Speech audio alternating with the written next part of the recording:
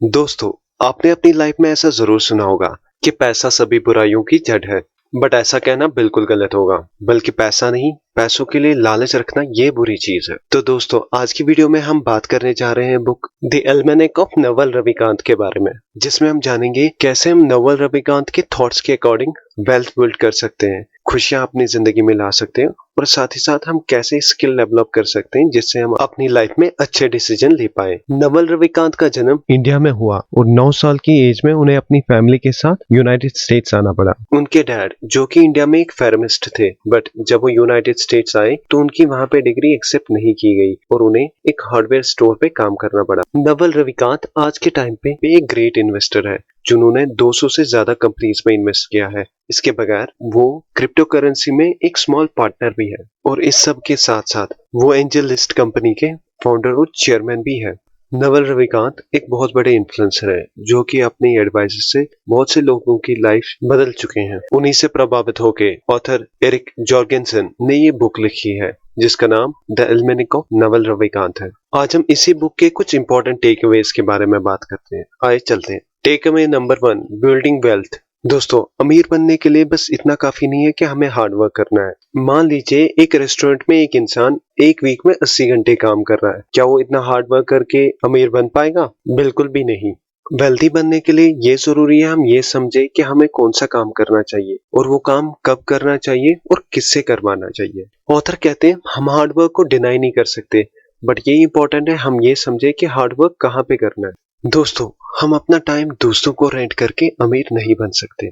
Author कहते हैं हमें खुद को एक स्पेसिफिक नॉलेज से एम्पावर करना चाहिए, वैसी नॉलेज जो कि आपको कोई और नहीं दे सकता, क्योंकि अगर सोसाइटी में आपको वो कोई नॉलेज देता है तो वो किसी और को भी वो नॉलेज प्रोवाइड कर सकता है और इवेंचुअली आप रिप्लेस कर दिए जाओगे। स्पेसिफिक नॉलेज आपके पैशन से आता है जिसपे आप कंटिन्यूअसली काम करते रहते हो और अपनी स्किल्स को डेवलप करते हो। बाकी लोगों के लिए वो स्किल बहुत ही ज्यादा डिफिकल्ट होती है, बट आपके लिए वो एक बस खेल होता है क्योंकि आप उसे एंजॉय कर रहे होते हैं अपने पैशन की वजह से। कभी कभी स्पेसिफिक नॉलेज बहुत ही टेक्निकल होती है या बहुत ही ज्यादा क्रिएटिव जिसे आउटसोर्स नहीं किया जा सकता, जैसे सेलिंग, जिसमें आप दूसरों को कन्विंस करते हो आपके प्रोडक्ट्स, सर्विसेज या आइडियाज को बाय करने के लिए, या ऐसी कोई एनालिटिकल स्किल जिसमें आप बहुत सारा डेटा एनालाइज करते हो जो कि और कोई नहीं कर पाता, या कोई ऐसा ऑब्सेसिव बिहेवियर जहां पे आपको टाइम स्पेंड करना बहुत ही अच्छा लगता हो, जैसे फूड ब्लॉगिंग, ट्रैवल ब्लॉगिंग या मे बी गेमिंग। तो दोस्तों,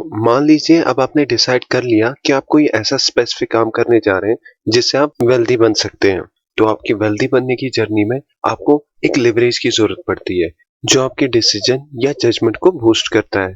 ऑथर कहते हैं 3 तरीके के लेवरेज होते हैं, पहला कैपिटल, दूसरा लेबर और तीसरा कोड एंड मीडिया। अब सबसे पहले देखते हैं हम कैपिटल को एज ए लेवरेज कैसे यूज करते हैं। मान लीजिए आपने डिसाइड कर लिया कि आप इन्वेस्टमेंट करने वाले हैं, तो उसके लिए आपको कैपिटल यानी पैसों की रिक्वायरमेंट पड़ती है, और अगर वही आप पैसे किसी ऐसे प्रोडक्टिव बिजनेस में इन्वेस्ट कर देते हैं जिससे आपके अच्छे इन्वेस्टमेंट रिटर्न्स के चांसेस बन जाते हैं।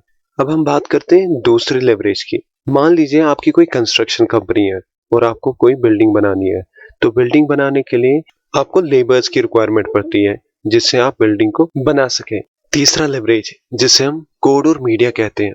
दोस्तों, अगर आपको कोडिंग आती हो तो कोडिंग की हेल्प से आप कोई भी एप्लीकेशन बना सकते हैं। आपको सिर्फ एक कंप्यूटर की जरूरत पड़ती है और उसके बाद आपकी कमांड से आपका रोबोट यानी एप्लीकेशन 24 घंटे काम करता है। इवन जब आप सो रहे होते हो तब भी आपकी एप्लीकेशन वर्क करती है आपके इंस्ट्रक्शंस के अकॉर्डिंग और आपके लिए वेल्थ जनरेट करती है।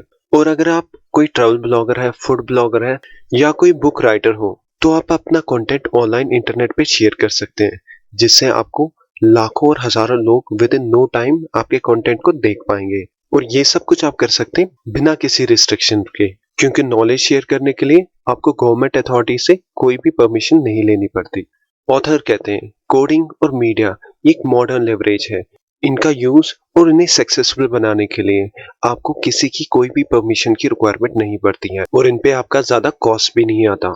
और दूसरी साइड से अगर देखा जाए, कैपिटल और लेबर को सही से यूज करने के लिए आपको अथॉरिटीज की परमिशंस लेनी पड़ती है क्योंकि उसके लिए डिफरेंट लॉज बने हुए हैं।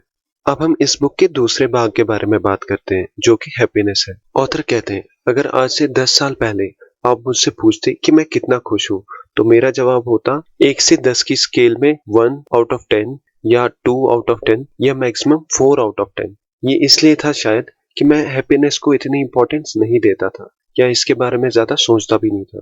नवल रविकांत कहते हैं, अगर आप यही सवाल आज मुझसे पूछेंगे तो मेरा जवाब होगा 9 आउट ऑफ 10। वो कहते हैं, हाँ ये सच है कि उनकी लाइफ में आज पैसा है, उसने उनको खुश रहने के लिए हेल्प की।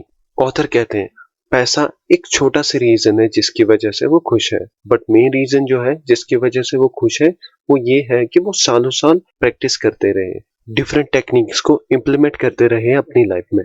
ऑथर कहते हैं, बहुत से लोग ये समझते हैं कि खुश रहना मतलब अपने दिमाग में पॉजिटिव थॉट्स को लाना और पॉजिटिव चीजों को करना अपनी लाइफ में। जितना उन्होंने अभी तक पढ़ा और वेरीफाई किया उसके अकॉर्डिंग हर एक पॉजिटिव थॉट के साथ आपके माइंड में एक नेगेटिव थॉट होल्ड हो जाता है। यानी अगर आप कहते हैं कि आप खुश हो तो इसका मतलब ये है कि आप कभी सैड भी थे। अगर हम ये कहते हैं कि कोई अट्रैक्टिव है तो इसका मतलब ये है कि कोई ना कोई अनअट्रैक्टिव भी है। ऑथर कहते हैं, हर एक पॉजिटिव थॉट में कहीं ना कहीं एक नेगेटिव थॉट का बीज होता है। वो कहते हैं हैप्पीनेस मतलब पॉजिटिव थॉट्स को लाना नहीं है या नेगेटिव थॉट्स को दूर करना नहीं है, बल्कि अपनी लाइफ में डिजायर्स को कंट्रोल करना है, खासकर एक्सटर्नल डिजायर्स जो कि मटेरियलिस्टिक चीजों से भरा होता है, जैसे बंगला, गाड़ी, पैसा। ऑथर कहते हैं, नेचर के लिए हैप्पीनेस या अनहैप्पीनेस का कोई कंसेप्ट नहीं है। नेचर के लिए हर एक चीज वैसी ही है जैसी होनी चाहिए। ये बस हमारे दिमाग में है कि हम खुश नहीं है। चीजें हमारी लाइफ में परफेक्ट है, इम्परफेक्ट है हमारी डिजायर्स की वजह से। नवल रविकांत अपने एक ट्वीट में कहते हैं, happiness is what is there when you remove the sense that something is missing in your life. जिसका मतलब ये है कि जब आप डिजायर्स को कंट्रोल कर लेते हैं अपनी लाइफ में और आपको ये फील नहीं होता कि आपके लाइफ में कुछ भी मिसिंग है, तो आप ऑटोमेटिकली खुश रहने लगते हो। उम्मीद करता हूँ दोस्तों आपको ये आज का वीडियो अच्छा लगा होगा। इस चैनल को सब्सक्राइब करना ना भूलें और साथ ही साथ इस वीडियो को अपने फ्रेंड्स और फैमिली के साथ जरूर शेयर करिएगा। मिलते हैं ऐसे ही किसी अगले वीडियो में, तब तक के लिए बाय बाय।